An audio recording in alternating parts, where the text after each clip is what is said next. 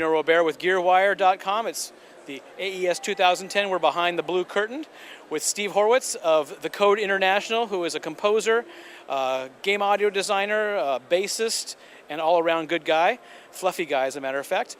And we're going to just talk about what's happening in game audio right now and the current projects he's been working on through a variety of different media. So let's catch up a little bit. Oh, well, I moved back to San Francisco. Congratulations. 10 years in New York City, back in San Francisco, Bay Area, so that's great. I know this winter is killing you so far, isn't it? Oh, it's been horrible, you know. The sunny skies and gentle breezes from the ocean have been absolutely just wreaking havoc with my lumbago. Yeah, it's tough really to focus on composing when you have to go outside and enjoy the weather. You know, it's like I told my niece, who's a singer-songwriter, she's doing the singer-songwriter thing, and she just is sort of getting invitations to like go to New York and places like that. I'm like, go, just, you know, stay for a while, but then come back. It's a good thing to do. So you were the head of audio at Nickelodeon Interactive for several years? Well, yeah, I used to run the audio department at Nickelodeon Digital as their in-house audio dog. And many years ago, I went out as a freelancer and started my own company, The Code International. So I've been working with what's Nickelodeon Digital now, which includes Nick Online, Nick Jr., and a bunch of the other sites. So I still do a ton of work with them and games and all sorts of things. So, yeah. So what's that like? When you work with them, are you coming up with sound design? You coming up with songs? What do you end up? What's the most that you do for them? What kind of things you do? I mean, it's a combination of things. We handle all the audio, you know, for a lot of the games. So my partner Rob Carpenter, who's back in New York, they do a lot of the recordings there. So he goes into the studio, does the VO recording, does the editing, and then I'll do a lot of the music and sound design as it comes through. So, you know, we sort of have a process that's developed over the years. So we're quite good at doing it. But for me, it's mostly music composition and audio direction. So I have children getting into the business. They're very interested in animation and interactive game work. What are the resources these days for young people? This is a fantastic time. You know, I'm on the steering committee, and I used to be the chair of the Interactive Audio Special Interest Group, the IASIG, which is, if you want to find out about it, it's iasig.org. And what does that stand for? The Interactive Audio Special Interest Group. Okay. So iasig.org. And the big thing one of the really great things that the IASIG has done recently, and I've been on the steering committee with them, is guidelines and setting up game audio and interactive audio education sample curriculums. So we put together a group of people from around the country, people like David Havalosa from Santa Monica College in Los Angeles, Michael Sweet, who's teaching at Berkeley, Michael Worth, another Michael who's down at Drexel in Philly, and Sam Howard from NYU. So people from all around the country who have been game audio and working in game audio as professionals for many, many years, and now all of putting their skills and talents to saying, well, this is what, if you're going to teach game audio, this is what it should look like. Because the situation now is it's very hit and miss. You go to one place and they'll have one class that you can learn certain things about, you know, sound design or certain things about music, or they have an audio production facility and we want to get into game audio. So the question everyone was asking is, well, let's not reinvent the wheel. Let's, as a community of designers and composers and sound designers and programmers, say, this is what we think if you're going to teach game audio, you might want to put in your curriculum. So along with Richard Stevens, who's over in England, and Karen Collins, who are both in the academic circles, and Michael as well, we put together a 4-year curriculum US document.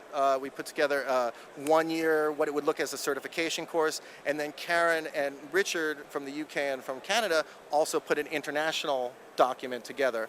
And so what we have is an amazing, absolutely free resource for educators, for students, and it's very detailed. It goes from, you know, why we put certain things in and certain topics that you should be thinking about for the educators, as well as sample, you know, syllabi that are specific as, like, you know, how you see them in class courses where it says this course will give you this takeaway and blah, blah, blah, and here's what you're going to do.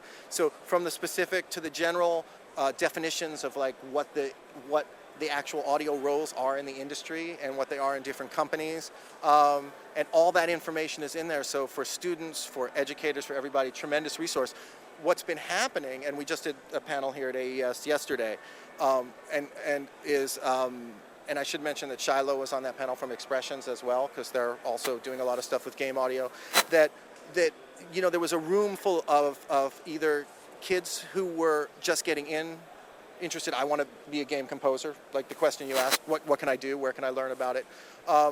And people who are already in film and television who are sort of repurposing themselves. I'm interested in games now. I do audio mixing, post-mixing for film. Now I'd like to do it for games. Oh, I compose for, I compose for film and TV. Now I want to compose for games as well. And it was a great synergy because you had the educators who are developing these curriculums now, who are teaching, are the ones who work their way up through the game industry sort of on their own, entrepreneurial, using their own entrepreneurial devices. And that was really great to see, that flow of information is really there with this document, and everybody really needs to and wants to know about it right now because, writing for games, composing for games. I've done a lot of film and TV. I write for my band, I write for live musicians, I write for Disc Clavier Pro and all that stuff. I've done a number of different things, but writing for games is has some specific tasks that if you know about them will really help you out. So that's one of the big things that the IASIG and this game audio working group has been putting together. And that seems like the biggest growth industry in terms of media right now is the game industry. Wow, I was at CMJ, I spoke at CMJ in New York a couple of weeks ago, and I was on a panel. I was really kind of blown away because with the success of Rock Band and Guitar Hero, all the record companies now have interactive and digital wings that they're putting together, right? So they have A&R people who now are just specifically game A&R people. Their whole purpose is to repurpose their catalogs into games, right? Which, so if you see it, from the lineage, so the record labels were able to repurpose, and take their catalogs and not spend another dime, and we all bought new CDs. Now they did it with MP3s. And the next market is going to be games. And it's going to get pretty interesting because also on that panel were a bunch of kids who were making iPhone apps and stuff like that. And they're like making really cool little interactive devices in games, like things like, if your band has a game and then you play the game and it unlocks a track and then you can find out more about the band.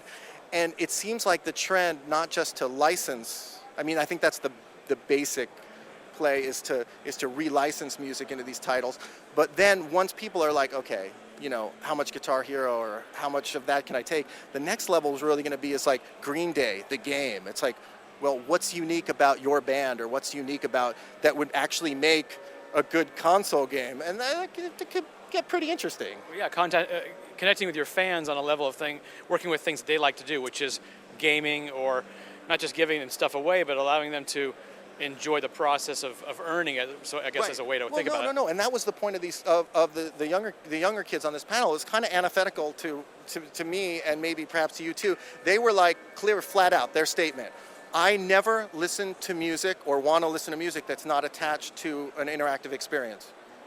And I'm like thinking to myself, that's cool, but all I want to do is have enough time to actually listen to music. It's like I listen in my car while I'm driving my kid around or stuff. It's like I dream of those moments when everyone's gone, I have no work to do, I don't want to write anything, and I'm gonna play my Tristan Curris box set, that I bought at Amoeba. So, but it's a new generation, and they really want to be engaged and they want to interact with it. And I think that's a paradigm shift that's really, really taking place.